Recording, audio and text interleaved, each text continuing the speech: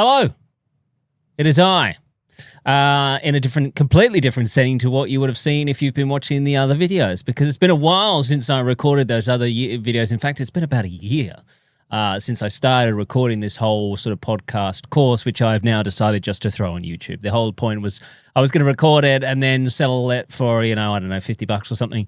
And then I thought, why? I was looking at places where to put it, and I was just like, just put it on YouTube. So for those of you who are subscribed, thank you. Welcome.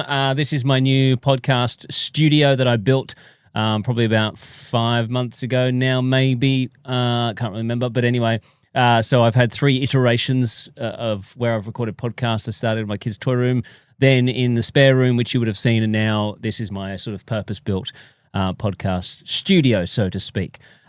So this video, there's obviously, because I've launched the tutorials and I'm going to be uploading more of those. There's currently ones that I'm still sort of editing and working on, which takes you through the process of me building each episode and my process for that and bits and pieces, and we'll keep uploading those as they come through. But I figured that a lot of people who may have subscribed already, and I say a lot of people, I think there was about 20, so thank you, all 20 of you. Welcome. It's lovely to have you here. I'm not expecting this YouTube channel to sort of blow up into millions of subscribers. It's not about making money. This was purely about sharing my knowledge, which I'm going to do today. And I figured that the people that have joined, you may already have a podcast and you may be just waiting for me to tell you how to go from 0 to some downloads. Because, of course, I've been very lucky in the space of 3 years it is now to go from no downloads to currently 11.8 million across my podcast. And I'm sure, no doubt, everyone's like, how? How do we do that? It's the number one question I see ever is like, how do I find my audience? How do I find audience when there's so many podcasts around? How do I make mine the one people listen to? So that's what I thought I would take you through in this particular video. It's honestly, it's very straightforward. You're probably waiting for me to give you some sort of secret formula or a secret website which will push you in front of everyone's faces, and that's not the case. It's a lot of legwork, but if you do what I did, there's no reason why you can't reach the audience that I reached in the particular time that I reached the audience. I obviously come from a background of radio. I spent 15 years in radio, but I was not a name. It's not like, no doubt if you're watching this, you probably never heard me on the radio. And if you did, maybe very briefly. I was certainly not some sort of famous radio star with his own radio show or anything like that. I was a bit of a dog's body. So I didn't have an audience to build off, and you might go, well, you had connections in the media. And yes, I did. And I used and abused those connections when I launched my podcast. I reached out to everyone I knew in radio, and I said, can I come on your show and talk about my podcast? And a lot of them said yes. And even Erin Molan, who I worked with on one of her shows, she at the time when I first launched had her own TV show on Sky. She invited me onto her TV show, and I did that on Sky and that sort of stuff. And I'd written in the past for news.com.au, the news website. I reached out to them and said, hey, can I write you an article? I don't want to be paid, but I just want to sort of talk about my podcast. And they said yes. So I did all these things, and you might be thinking, oh, well, I can't do that. Well, number one, you probably can. But number two, I can tell you that none of those things moved the needle when it came to downloads. Okay, not to the point where it was. I may have got some listeners here and there, but not to the point where it's significant and you can see it on the scale. Depending on where you have your podcast sitting, you can see obviously your daily downloads, and you can tell if something has worked because you'll see a spike in your downloads. And none of those things spiked the downloads. So what did I do that got me from 0 downloads to where I'm at now? Well, it was very simple. It is cross-promoting with other podcast shows. So if you think about it, people who love podcasts, or, the audience you want to find are people who enjoy podcasts. And where are they? Well, they're listening to podcasts. I know video podcasting, I hate the term video podcasting. We won't go into the depths of that, but I don't do video. I barely do social media. I've got a Facebook group for my podcast, which is, it's great. We've got about 10,000 people in there now. And a lot of great conversation happens in there, but I don't use social media to promote the podcasts. I have tried in the past. I've put TikTok videos out, I've put reels and all those sorts of things. And here and there, they've had some sort of success where they've done okay numbers, but most of the time they fall flat and do nothing. And I don't have the time. I'm not a video guy. I don't edit videos. I'm not, I just don't know how to do it. It takes me all day to make one sort of reel. And then I put it out and it gets like 1,000 views, if that. And I'm like, why am I wasting my time? My time is far better spent reaching out to other podcasts with audiences so that I can get in front of their audience. Because as I said, if you want to reach a podcast audience, it makes sense that you would get in front of people who are already listening to podcasts. Because at the end of the day, people who listen to podcasts, one of the number one things you'll see in most podcast groups is, oh, has anyone got any show recommendations? So, people listen to their shows. They listen to, they might be listening to, say, in the crime word, they might be listening to like a case file episode or I Catch Killers or something like that. And they listen to the episode.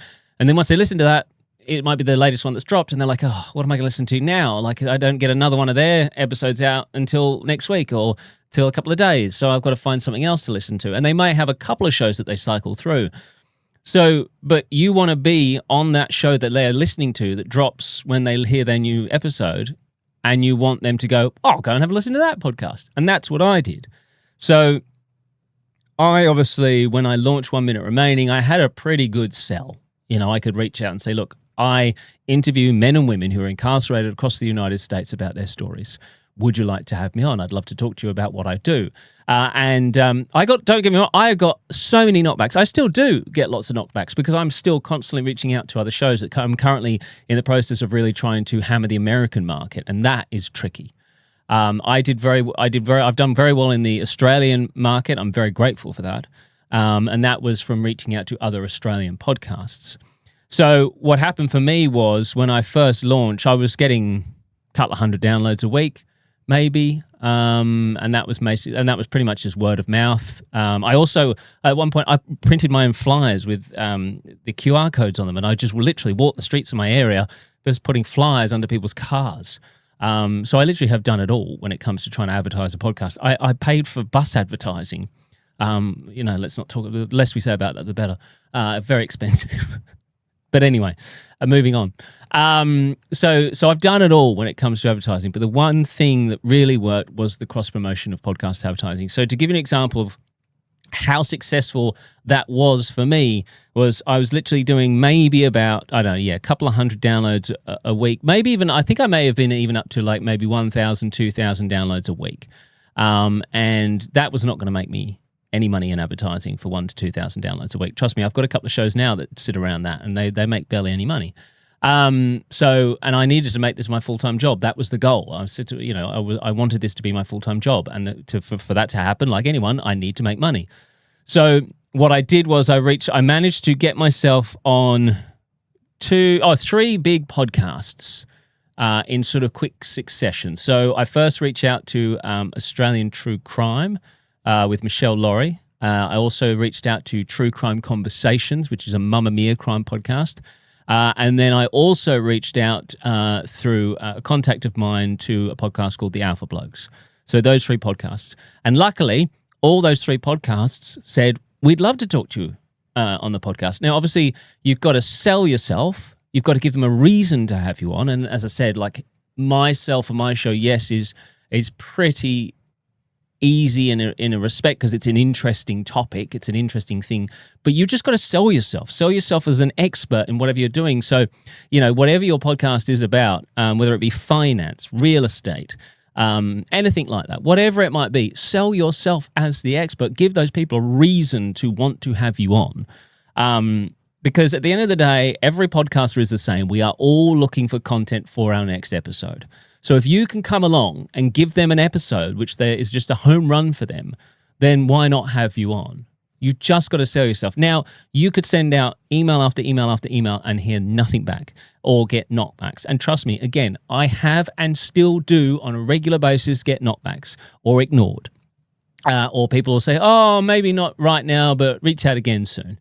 But you've just got to keep going. You've got to keep, it's cold calling. It's like, it's an old, it's one thing I used to hate about when because I worked in sales for a little while, and cold calling was the worst thing ever. I hated it. Just ringing up saying, oh, yeah. When I was a real estate agent, my boss used to tell me, you need to go out and knock on people's doors and say, do you want to sell your house? I mean, like, they'll call me surely if they want to sell their house. Why am I knocking on their door? But he swore by it, and I was selling GPS systems at one point. I've done a lot of jobs. And that was the same. You need to go into stores and ask them if they want to sell our product. And I hated it. But when it was for my own thing and when it became about needing to do it because it was for me, it was for my future, it was for my business, and it was for me, I became a lot more staunch at it. I became a lot more, not aggressive, but a lot more sort of, forward and happy to put myself out there.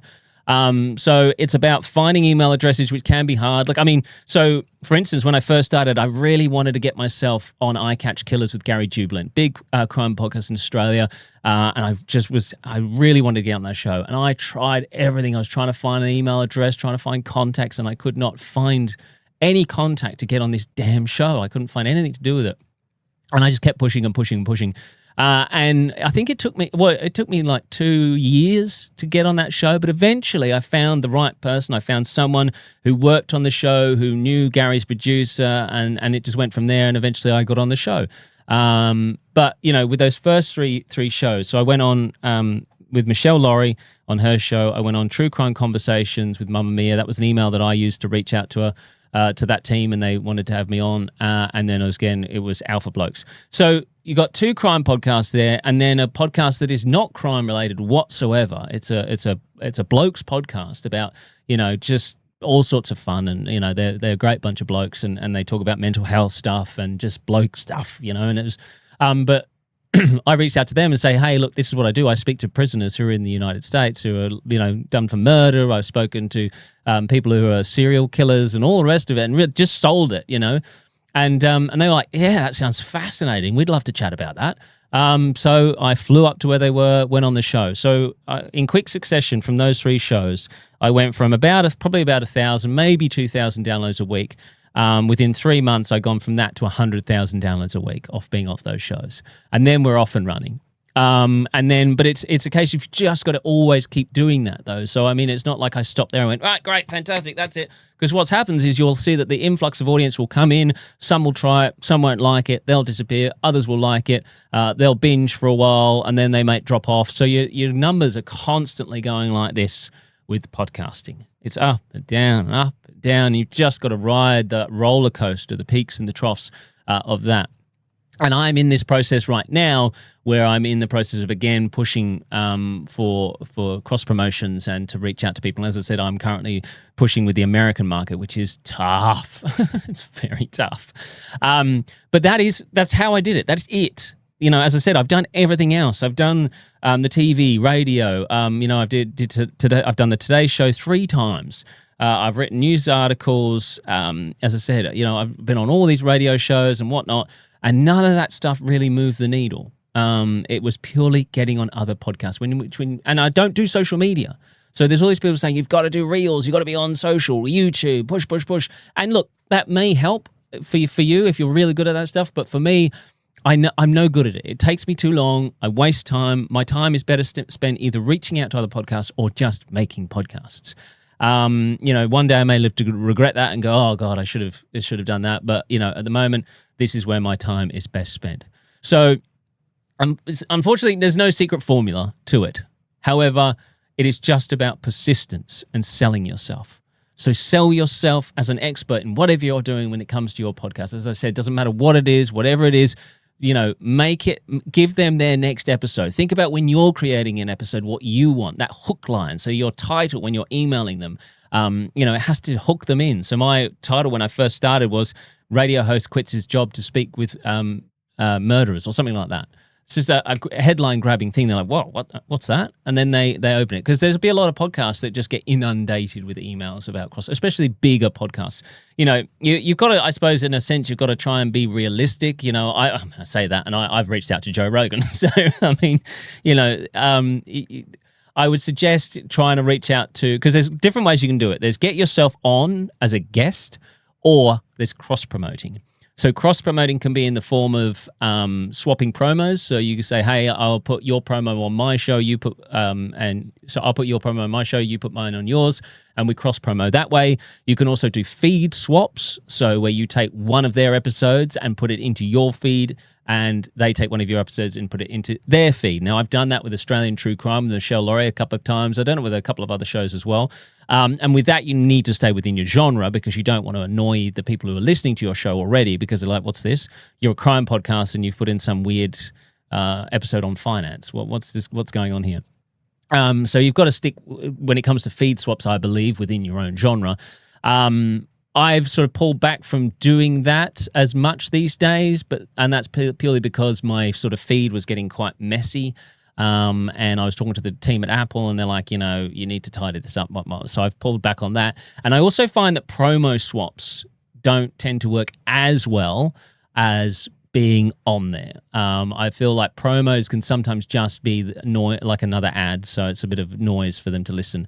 To sort of get through. So that can sometimes not work. I think the number one thing you want to try and do is get yourself on a guest or do what Gary Jubilin and I did for I Catch Killers and 1 Minute Remaining was we did a sort of crossover interview. So we kind of went on and sort of interviewed each other in a way, asked each other questions about what we do, and then we put it across both shows, which is a really great way of doing it. I like doing that one, and that's sort of what I'm sort of pushing for a bit more these days is those crossover interviews. But again, that means you kind of have to have similar genres if you're going to do a crossover interview. Because again, you don't want to, if you're doing a crime show, go onto a finance podcast and talk about, because I don't know about finance, got no clue. I could potentially go on and talk about someone I know who's in for financial crimes, but then, yeah, so it's there are ways to work it, but generally you want to stick within your own genre.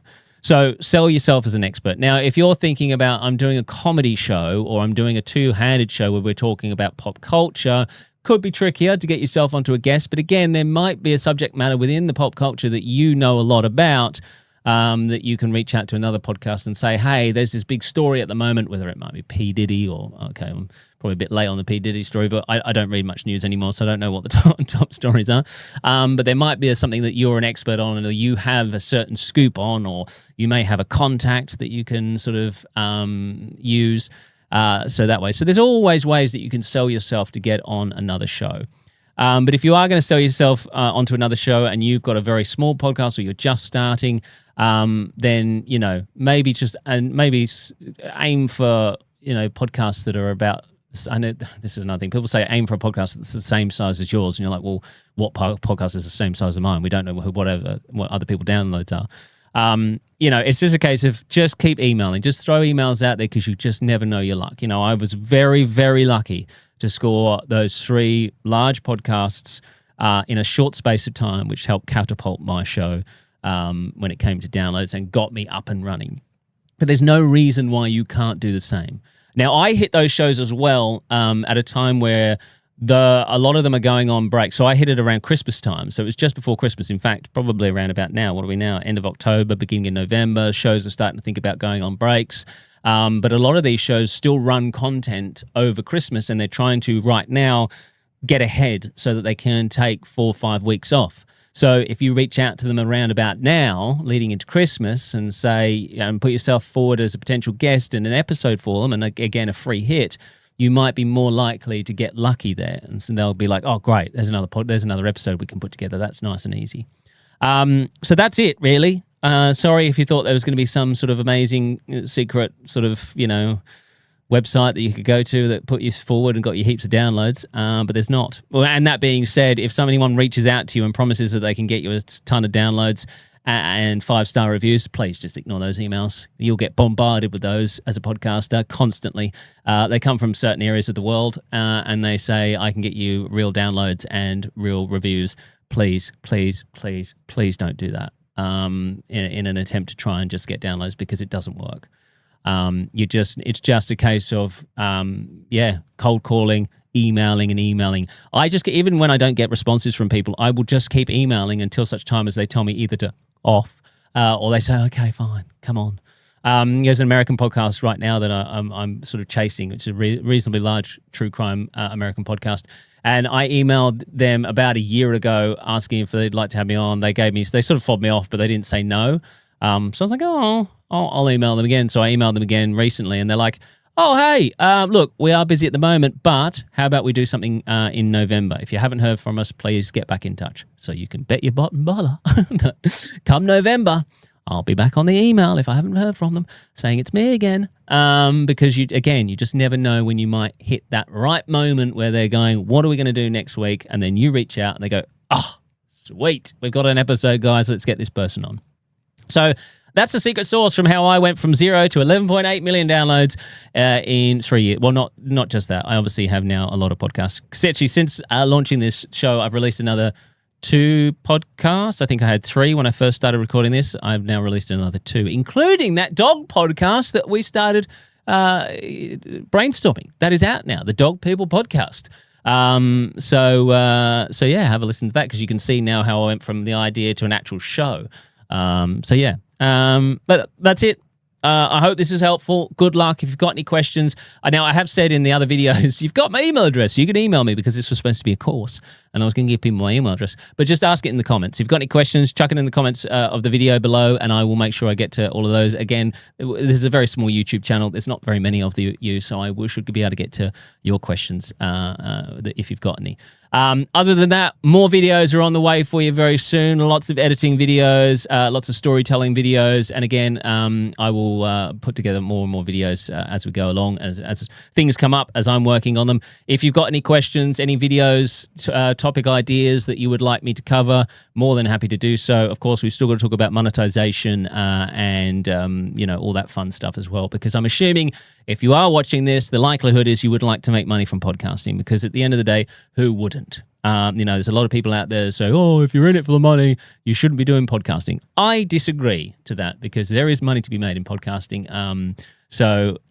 Don't feel bad if people are saying, well, if you're in it for the money, you don't do it. And you're going, oh, I kind of am in it for the money. That's fine. It's okay. We're all allowed to get paid for what we like to do. Any questions, chuck them in the comments below. Thank you very much indeed. Love you all. Talk soon. Bye.